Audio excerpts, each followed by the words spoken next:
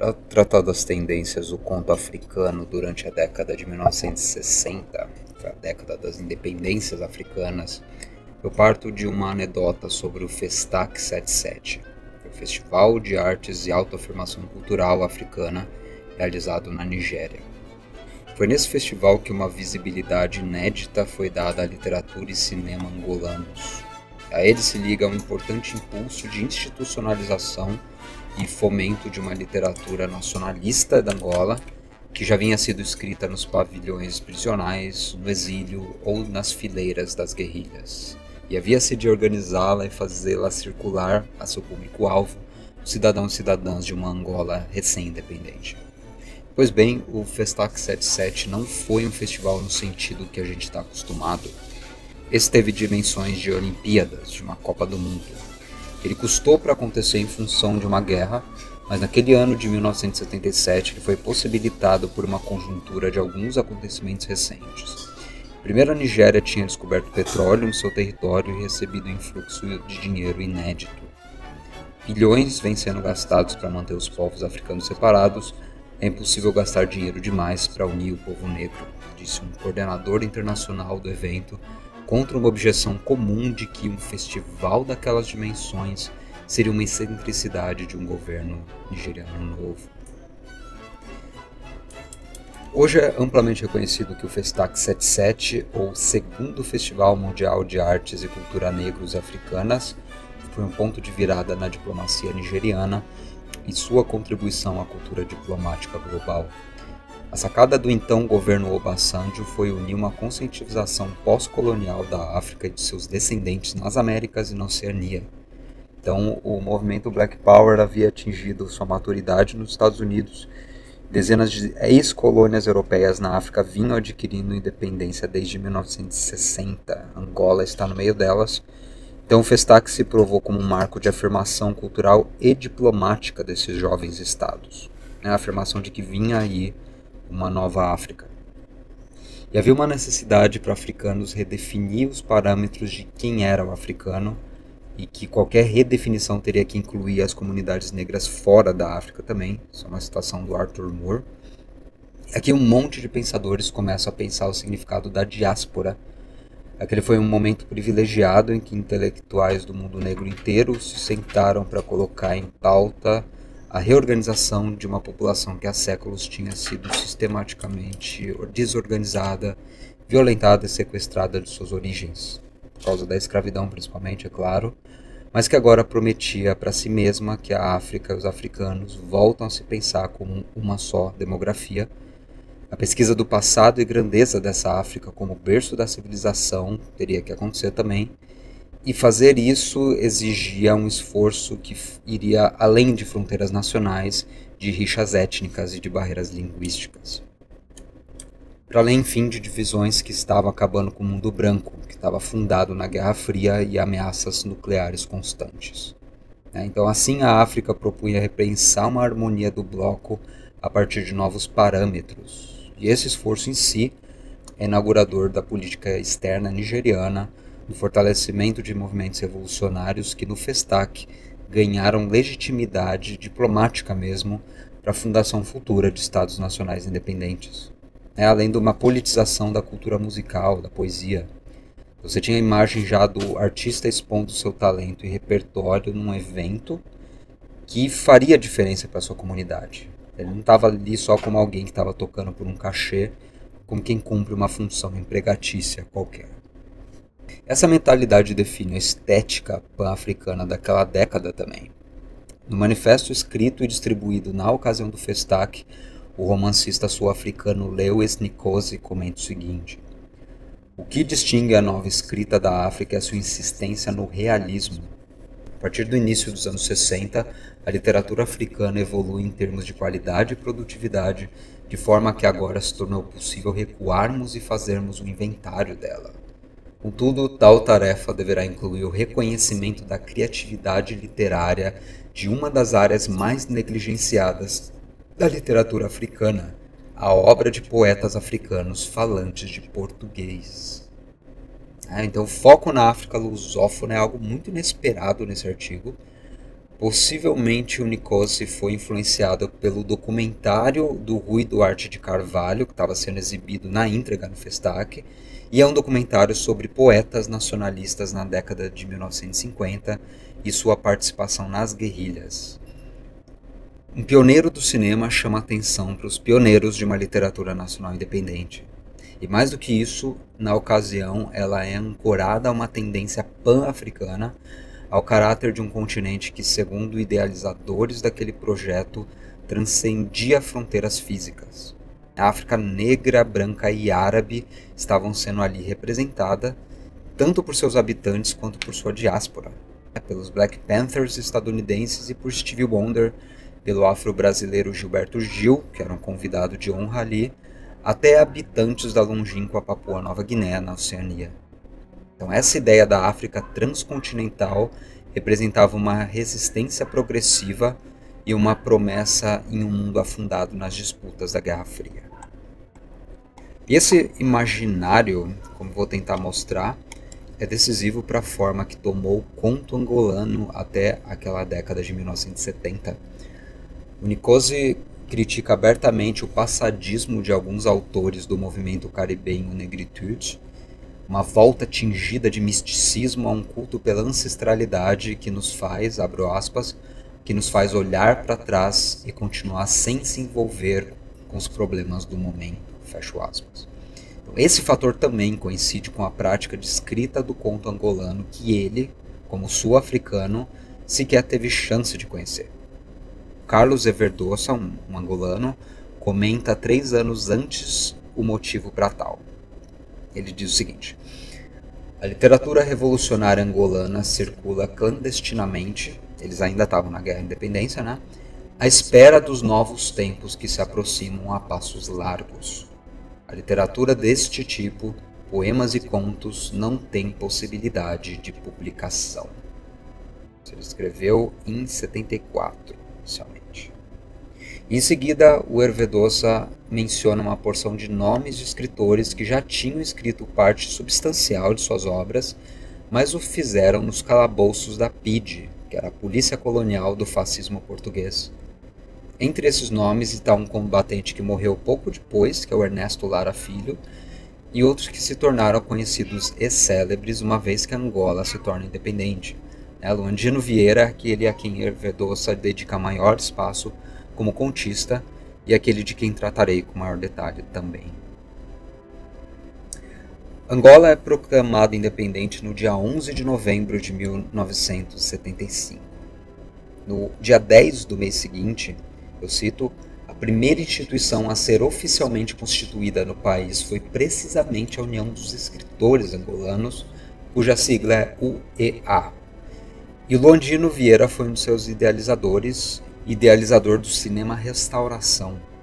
A literatura e o cinema do jovem país começam juntos, de forma muito interessante.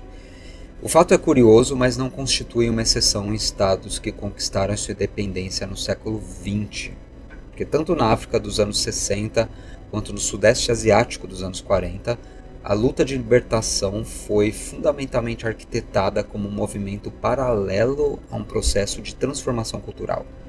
Seus teóricos, que vão desde Frantz Fanon até Ho Chi Minh, deixaram em suas obras uma leitura muito autoconsciente das várias etapas pelas quais se devia dar a emancipação de uma comunidade.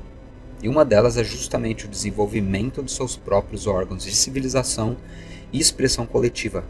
Então, o papel dos literatos e poetas, e também cineastas posteriormente, teve centralidade aqui, sobretudo no mundo socialista fora da influência direta de Moscou, como poucas vezes se teve na história, que havia-se de ser implacavelmente realista, relatar a vida real dos angolanos, suas divisões e contradições tanto no período colonial quanto no novo período republicano.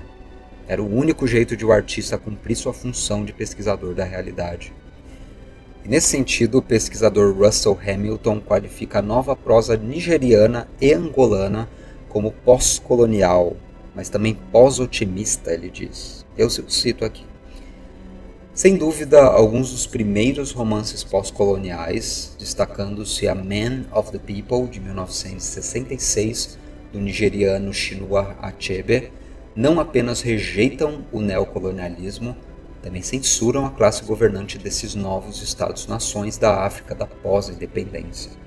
Fecha a citação. A fórmula do antipassadismo, do realismo radical, portanto, transcende os nacionalismos recém-instaurados após um certo momento. No caso do Landino Vieira, sua prosa mais nacionalista é aquela escrita nos calabouços da PIDE, antes de Angola ser Angola de fato. Eu isolo o Fato Completo de Lucas Matesso, um conto, publicado no volume Vidas Novas, de 1968. Esse conto inicia em uma prisão, no campo de concentração da PIDE, e dois policiais conversam sobre o detento da cela 16, que recebera a visita da esposa recentemente. O policial de baixo escalão é retratado como um puxa-sacos, meio cômico inclusive, que para tentar agradar o seu superior, disse ter interceptado uma conversa suspeita, diz ele. Eu cito. No fim da visita, os sacanas abraçaram-se para se despedirem e julgaram que eu não estava a ouvir. Hahaha. A mulher do gajo falou-lhe baixinho e mandaram o fato completo. E o outro diz, fato completo? Talvez a gaja lhe queira mandar algum bilhete escondido. O chefe pôs a cara séria e fez um gesto de agradecer, levantando-se e começando a passear com os passinhos curtos das pernas cambaias. A complicação entre essas três personagens logo se completa. O diretor do presídio está em busca de uma promoção, o funcionário solícito sugere essa possibilidade, que é no fundo absurda, de que a esposa do operário preso iria passar um bilhete costurado ao fato, ao terno, em português europeu, que enviaria nas semanas seguintes. Tudo começa, portanto, num nível de especulação, e é assim que o aparato de vigilância policial funciona no conto. Eles imaginam que o prisioneiro de número 16 está envolvido numa conspiração e por algum motivo interceptaria um bilhete na cadeia onde não tem poder algum de fazer qualquer coisa com uma mensagem. Mas a ideia inicial do policial do baixo escalão, bilhete escondido no fato completo, permanece incontestada. Esse é um conto sobre ambição desmedida, sobre a psicologia do poder e da resistência, mas também sobre pura ignorância de instituições. Das três partes que dividem o conto, vemos uma estrutura relativamente simples, em que poucos eventos de fato ocorrem. Na parte 1, a gente vê a suspeita em torno da promessa do fato completo, como ela é criada e se desenvolve. Os policiais especulam brevemente sobre o que isso pode significar e aceitam a interpretação imediata de que se trataria de uma rede de comunicação dos revoltados sob o domínio português.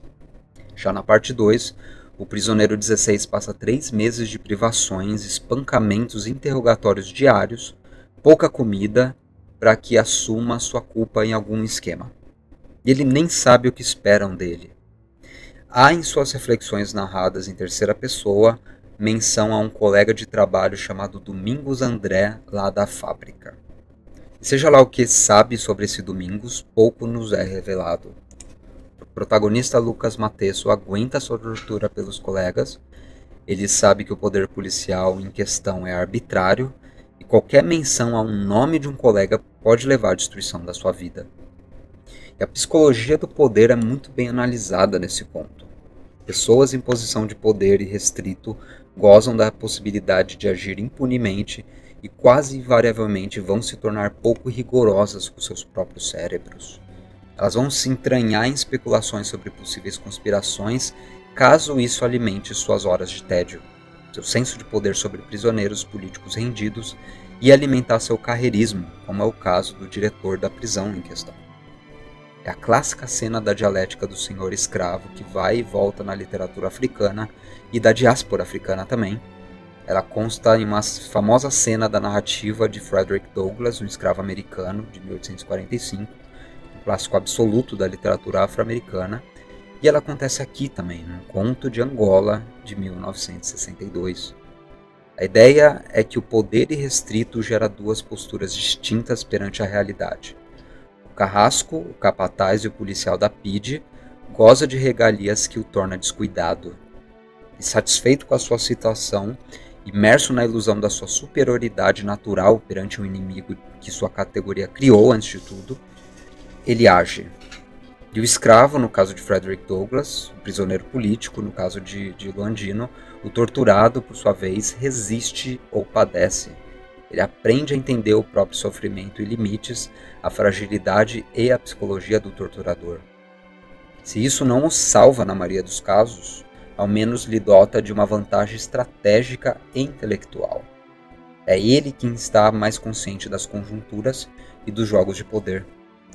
E para Luandino Vieira, escrevendo Dos Calabouços da PIDE, em 1962, na condição de prisioneiro, e devotando seus textos para outros camaradas de cárcere e de guerrilha, aquela mensagem era a única parcela de vitória que ele podia expressar. Os detalhes que se seguem da narrativa a complementam de modo magistral. Eu parto para a parte 2 do conto, onde a esposa do detento de fato lhe manda uma panelinha com comida e uma saca de roupas.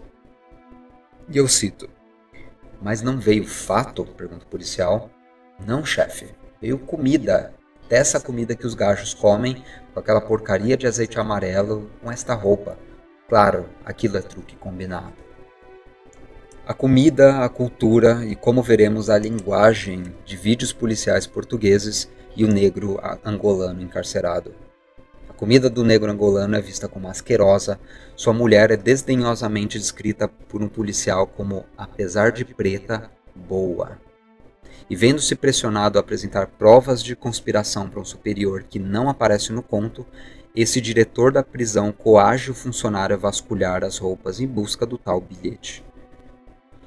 A relação entre os policiais portugueses é de uma hierarquia fria, sem solidariedade e muito desrespeitosa em alguns trechos. Eu cito aqui: "Se não lhe apanhasse esse bilhete nesse dia, ia ser uma grande confusão para desculpar no inspector, sempre a xingar-lhe no telefone." Também o diretor trata o funcionário como inferior quando lhe convém, como um comparsa em torturas no restante do tempo. E toda busca por provas de um plano que é fruto de uma mera especulação de um aparato de poder paranoico leva à indignação. Os policiais carcerários entediados são o maior perigo para um prisioneiro político no caso. Ao final da parte 2, Lucas Matesso é novamente interrogado e espancado. No início da parte 3, nós temos o primeiro retrato de fato das sessões do interrogatório. E antes elas eram meramente relatadas.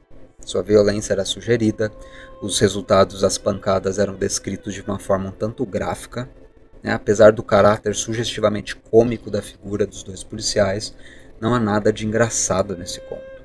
Ele é extremamente violento. Eu cito aqui um trecho.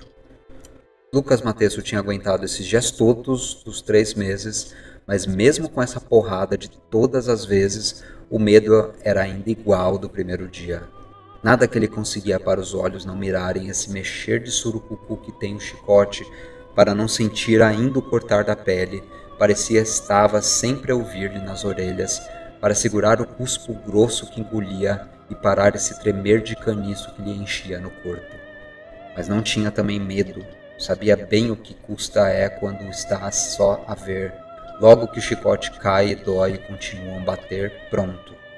O resto do medo foge com a pancada, só a dor fica a crescer. E essa anulava-lhe bem. Não, nem que lhe matassem ainda, o chefe não ia saber o nome do homem. Há um momento de descrição de cenas naturais quando Lucas Matesso está prestes a desmaiar. Ele sucumbe a uma espécie de transferência da sua consciência a paragens que lhe são caras, como o rio Lucala. Em seguida, ele é transportado a um jardim. Essas cenas idílicas são uma raridade disso que eu chamei de neorrealismo angolano, que diferente do realismo do Adalbert Stifter da Alemanha ou do Balzac na França, que podiam passar páginas a fio escrevendo paragens naturais ou mansões europeias ou ainda os vestidos das burguesas prussianas, aqui o elemento humano tem centralidade. O conto revolucionário angolano é muito sucinto, ele é direto à sua mensagem. Talvez por isso os poucos trechos descritivos remetam a estratégias de cor local. E aqui eu estou usando cor local como um princípio estético que nos remete ao romantismo de 1830, claro. Aquele papo da minha terra tem palmeiras, onde canto sabiá e tal. Ele remete à introdução das paisagens brasileiras à expressão literária de um povo recém-independente também. E Angola, como nos Estados Unidos, cor local é um dispositivo expressivo ligado às necessidades do realismo, na verdade. A divulgação da pluralidade cultural dentro do vasto território, sobretudo a partir dos anos de 1980, no caso de Angola, mas que aqui parece servir à evocação de um senso de pertencimento que só um angolano naquele contexto dos anos de pré-independência poderia entender. Eu cito o trecho em que o Lucas Matesso começa a delirar em função das pancadas na cabeça. Ele diz o seguinte: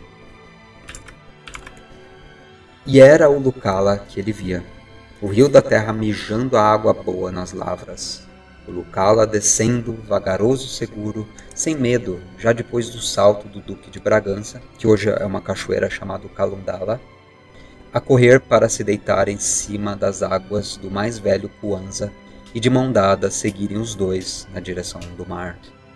Essa figura, assim, das águas do rio e dos capins dos lados a dançar no vento, os dendéns pendurados nas palmeiras, as lavras verdes de milho e mandioca, deram berrida às dores. Não sentia mais o chicote outra vez a bater e as palavras que o chefe punha, cada vez maiores, parecia ele mesmo é que estava a levar com pancada." As imagens propostas sugerem fertilidade e constância também. As águas da afluente do rio se unem ao rio principal e seguem harmoniosamente até o mar. Então há uma consciência da ordem natural, da fatalidade dos destinos humanos, que apazigua esse revolucionário. Novamente, ele se torna uma espécie de estoico. Ele renega o próprio sofrimento por saber da inevitabilidade da justiça da sua causa. Isso é algo constante em Landino Vieira neste momento. A parábola do cajueiro em outro conto famoso, chamado A História do Ladrão e do Papagaio, se tornou um referencial clássico da prosa angolana, e repete essa constante da existência de uma ordem natural que subjaz e vai além das subjetividades dos homens e suas lutas interiores. E num contexto de curso de literaturas africanas em língua portuguesa, talvez fosse interessante ler esse conto e comparar os dois trechos. Infelizmente a gente não vai ter tempo para isso agora. Mas a minha dica é que momentos de virada como esses, nos contos de Landino, principalmente nos anos 60 e 70, valem como momentos privilegiados. De volta à história do Lucas Matesso, logo depois da cena do delírio, o diretor da cadeia menciona pela primeira vez que quer um bilhete. E o Lucas reflete: mas qual bilhete então? Nunca tinha lhe falado uma conversa de bilhete, agora mesmo, desde que começara, era só isso que queria saber ainda. Por fim, depois de 3 meses de maus tratos, deixam o homem em paz. Ele pode comer a comida da panelinha enviada pela esposa, recolher suas roupas do chão. E aqui é uma segunda cena de cor local que vale a pena analisarmos, eu cito. Nessa hora, olhando a luz amarela do azeite palma no fundo da panelinha, a dor fugiu, voou. As lágrimas eram só a água sem raiva que tinha bebido no Lucala. O gindungo do doer das feridas era ainda esse gindungo vermelhinho que lhe mirava das costas do peixe. O amarelinho doce do azeite palma estava a rir para ele com esses dentes todos do feijão bem cozido e quase esborrachado pela colher de pau. Maria, a esposa do cara, sabia fazer tão bem nessa panela de barro onde lhe cozera. Essa comida de feijão de azeite palma, com peixe de azeite palma, a banana e tudo, que toda a gente nos museques, que são as favelas, tem só a mania de chamar de fato completo. Fecha a citação. E aqui ele se dá conta do mal entendido em torno do fato completo. Porque para os portugueses, fato significa terno, uma peça de roupa. Para nós brasileiros, fato significa evento, é claro. Só que para os angolanos, fato é o nome de um prato local. Então, ao se dar conta de que ele apanhou por 3 meses em função de um mal entendido, ele começa a gargalhar. E eu cito essa cena que é magistral. A gargalhada grande como as chuvas de abril engrossando mais os rios cantou na garganta dele, encheu a cela de alegria, fugiu no postigo pelos arames da rede, entrou maluca nos gabinetes onde os irmãos aguentavam as pancadas e torturas, calou os pássaros no jardim e com um salto voou por cima dos muros da prisão, correndo livre pelas areias de todos os museques da nossa terra de Luanda. E com isso acaba o conto também. Os museques, portanto, são esses bairros periféricos, são como suas favelas, onde o luandino também cresceu. E esse não é um riso de resignação, interessantemente, tampouco um riso de júbilo. Porque o protagonista continua sendo um prisioneiro político, vivendo sob o arbítrio daqueles dois sádicos malucos. Esse antes é um sorriso libertador do iluminismo, um escárnio perante a ignorância, obscurantismo, preconceito. O subalterno é capaz de compreender quão pouco os dois portugueses, que são empregados e habitantes de Angola, são capazes de entender a língua falada naquele local. O que vale para eles, vale para os portugueses, orgulhosos de suas tradições, a ponto de não aceitar encarar o fato de que a língua falada em suas colônias recebeu contornos próprios, dizeres populares, interferência de idiomas indígenas e socioletos próprios das configurações geográficas que ali se formaram, a ponto de confundirem os dois policiais. Eles perderam 3 meses alimentando sua paranoia e falsas esperanças por um cargo promissor, por não entenderem a pluralidade semântica do termo fato, justamente por serem incapazes de enxergar uma mundividência que não seja a sua própria. Esse é o mal do colonizador em diversos contextos. Suas regalias o põem em uma situação de ignorância, de desterritorialidade.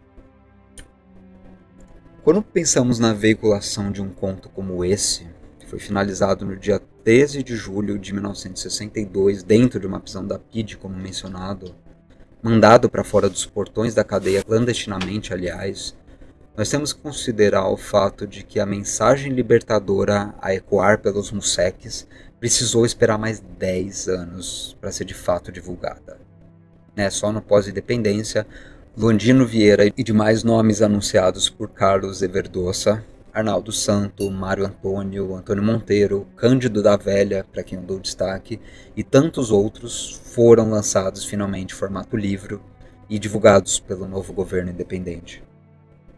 E o projeto da formação nacional pedia que vozes dos que sacrificaram 14 anos das suas vidas pela independência do país, como o Luandino, ou lutaram na guerrilha contra o regime salazarista, servissem de ponto de partida para a criação de uma estética da angolanidade. E o jornal Cultura, nesses anos de pós-independência, debruçou-se sobre a tarefa de nacionalizar uma língua portuguesa angolana, com sua própria sintaxe, com elisões de conetivos, como a palavra de, que então, em vez de se expressarem com a frase ele o impediu de falar X coisa, popularmente em Angola se corta o de e se fala ele o impediu falar X coisa, e por aí vai. Então essa é uma só de várias características espontâneas da linguagem falada que precisou ser investigada por linguistas e sistematizada, comunicada como um diferencial daquela jovem nação que estava começando a andar apartada da metrópole Portugal. E o Luandino deixa, portanto, essa reflexão da diferença do português angolano no corpo do seu conto, começando com o próprio título. Então nós, como os leitores, caso sejamos ignorantes das variações linguísticas angolanas, às vezes resistentes a aceitar sua singularidade, passamos por um aprendizado lendo esse conto. Nós saímos dele abertos a aceitar que existe uma mundividência própria daquele povo. Eu considero esse conto em particular uma boa introdução para a gente pensar a literatura angolana, embora ele não esgote de forma alguma todos os temas e vertentes presentes nela. De um ponto de vista técnico, ele dá formato literário ao gênero originalmente oriundo da esfera oral, o gênero do musosso. Eu cito a entrevista dada por Luandino a uma pesquisadora brasileira, inclusive, a Joelma dos Santos, da Universidade Federal do Pernambuco. Ele diz o seguinte: Mussossos se tratam de narrativas que são um pouco maiores do que o conto e que são menores que a novela ou que o romance. E também pelo caráter dessas narrativas em que há elementos por vezes não realistas no sentido correto do termo. Musosso é uma história em que podem entrar seres, animais que falam com pessoas, mas não são fábulas. São histórias tradicionais que envolvem o cotidiano e fatos, às vezes fatos reais, que passaram. Quando procurei a tradução para Musosso e Misosso, que é o plural da palavra em quimbundo, dizia: este conto é um conto tradicional. Eu disse: por que não história? E eu encontrei no antropólogo angolano, o Lopes Cardoso, que a propósito já não lembro o que, também numa nota de pé de página de um livro dele, ele propõe a tradução de história para Musosso. E eu disse: ótimo, estou legitimado pelas autoridades e é isso. Fim da citação. Há o elemento local, portanto, embora essa seja uma literatura profundamente africana ainda. Ela responde às demandas de afirmação da libertação do povo africano do colonialismo, articulando conhecimentos e respostas ao status de submissão à metrópole portuguesa, que pode ser automaticamente entendida para um queniano em relação à Grã-Bretanha, por exemplo, ou um argelino em relação à França. Ainda é um conto muito ligado aos movimentos de resistência lá dos anos 60, que se estenderão até o Festac 77. A busca por uma face angolana da sua literatura de forma alguma acaba aqui. Há uma reflexão muito importante para as teorias pós-coloniais do Paul Gilroy, no livro chamado The Black Atlantic, Modernity and the Double Consciousness, de 1993, que em resumo diz o seguinte: a ideia purista de uma retomada da cultura genuinamente africana é um dos fantasmas que assombram artistas da pós-independência. Eles dificilmente podem ser 100% originais ou voltados ao futuro, sob o risco de serem taxados por seus próprios conterrâneos e estrangeiros de ocidentais demais, entre aspas. Como se a ultramodernidade fosse um privilégio dos europeus. Se eu venho de um país marcado pelo trauma da colonização, eu sou obrigado a ser passadista ou tentar resgatar uma ancestralidade que, como no nosso contexto brasileiro, já se diluiu há muito tempo numa sociedade sincrética e plural. Então, o hibridismo, no juízo do Gilroy, acaba se tornando um componente inevitável da pós-colonidade. Isso é muito claro na obra de Luandino. Ele era branco, nascido em Portugal, ele abdicou sua posição potencial de colonizador e lutou ao lado de seus irmãos africanos. Ele escreveu na língua de Luanda, ganhando dos amigos, inclusive, a alcunha de Luandino. Mas em determinado momento, ainda nos anos 70, ele abriu mão de escrever literatura. Ele permaneceu mais de 30 anos sem publicar nada novo, e esse é um comportamento que merece ser investigado com cuidado através de documentos. Mas quando os portugueses lhe nomearam para receber o prêmio Luís Camões, mais um montante de 200 mil euros, que não é pouco, ele deu uma de Jean-Paul Sartre e negou o prêmio. Que ele não queria nada do mesmo povo que o encarcerou por 14 anos por escrever o que tinha em mente contra o colonialismo português. E aquilo lhe soou cínico demais. Então, o Luandino deixa a sua impressão sobre o que veio da tradução do conto na pós-independência muito posteriormente. Os temas da afirmação nacional praticamente desaparecem na literatura de alguém mais recente, como José Eduardo Agualusa, na literatura de um escritor extremamente talentoso como Ondiaki, a cor local fica, mas também as reflexões sobre as contradições daquele novo país. E o Luandino comenta o seguinte: é interessante que nenhum deles se acomodou ao que tinha feito e todos vão avançando ou por outros territórios, ou por outros personagens, ou por outras ideias. Isso é bom. Isso quer dizer que mantém uma grande tradição da nossa literatura desde o fim do século XIX, que é, vamos chamar no mínimo, intervenção cívica. Vamos chamar de intervenção cívica no sentido de que, de qualquer modo, dão testemunho da sua época, das inquietações, dos desassossegos, das incertezas. Não é preciso o discurso ideológico ou político acentuado, e é às vezes até negando ou combatendo esse discurso que está à marca da época. Nenhum deles quebrou o fio da tradição, não se puseram de fora do sistema literário angolano. Para finalizar, eu gostaria de fazer uma breve observação sobre mutações da missão pan-africanista herdada do contexto das independências africanas para pensar uma literatura posterior. Luanda é o nome do volume de contos mais célebre de Luandino Vieira, publicado em 1963 em Lisboa, que publicado em Angola seria inviável então. O livro é composto por 3 histórias, ou musisi, cujos nomes são sugestivamente ligados ao universo da fábula e do folclore. A primeira se chama Vavó Xixi e seu neto Zeca Santos. A segunda é a História do Ladrão e do Papagaio. A terceira é a História da Galinha e do Ovo. A ênfase no linguajar do português africano é uma constante aqui também, começando pela grafia do título do livro, que é Luanda com 2 U's. Se tratam igualmente de narrativas da vida dos museques, os mesmos aonde chegaram as gargalhadas de Lucas Matesso no conto de que tratamos. A situação em todas as 3 é a mesma. Habitantes da Grande Luanda lutando pela vida dura e destituída no período colonial tardio. Cada uma das histórias termina na superação das diferenças entre os nativos, como 2 vizinhas que disputam a posse de um ovo, botado pela galinha de uma, só que no quintal da outra, de forma que um modo de solidariedade inesperado surja entre as personagens. É uma literatura realista e altamente simbólica ao mesmo tempo. Trata-se dessa mescla de literatura sobre o presente que aponta para o futuro, e foi assim a primeira fase do conto angolano até o final dos anos 70.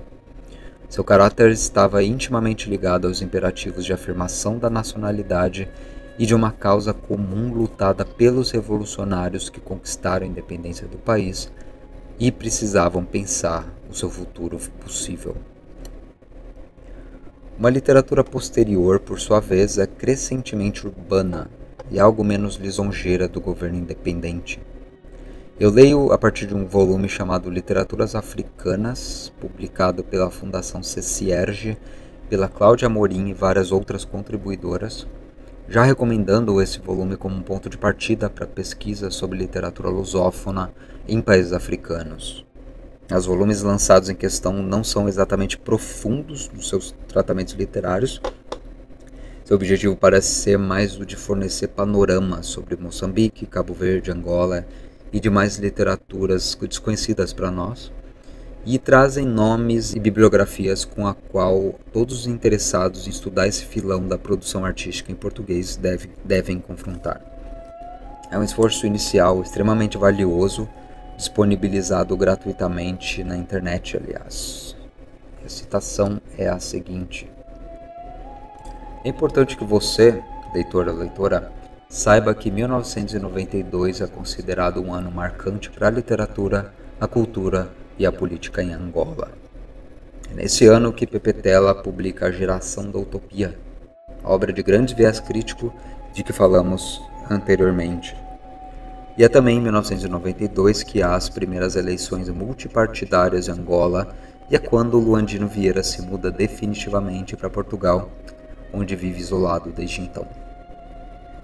A revisão crítica do processo de independência e do período que a ele se seguiu, além da revisão do período colonial, a naturalização das expressões locais, sem o caráter culturalmente afirmativo característico dos escritores angolanos de meados do século XX, e a adoção de novas formas estéticas, apontam para um momento em que a literatura angolana parece querer se reinventar em busca de novos horizontes, não mais presa numa necessária afirmação identitária perante o colonizador, mas rediscutindo a própria história.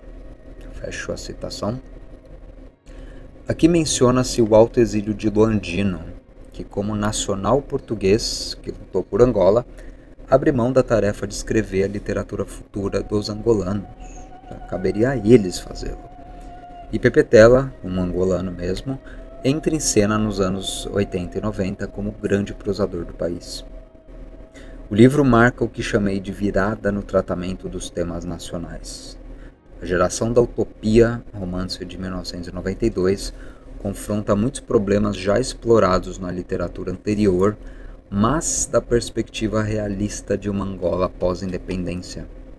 A guerra civil angolana e a corrupção intensa no governo levou a um questionamento dos valores revolucionários promulgados lá atrás. Trata-se de um livro impiedoso que abandona o entusiasmo pela liberdade recém-adquirida para pensar nos problemas que subsistem. A partir daqui, seja na tradição do conto quanto na tradição do romance, a reflexão sobre o futuro de Angola se torna indissociável da revisão do passado e seus erros. Se lermos a produção de contos hoje, nos confrontaremos com o emprego constante da memorialística, particularmente ressaltada em Onjaki, um autor que eu recomendo bastante e com quem eu daria continuidade ao tema numa aula futura.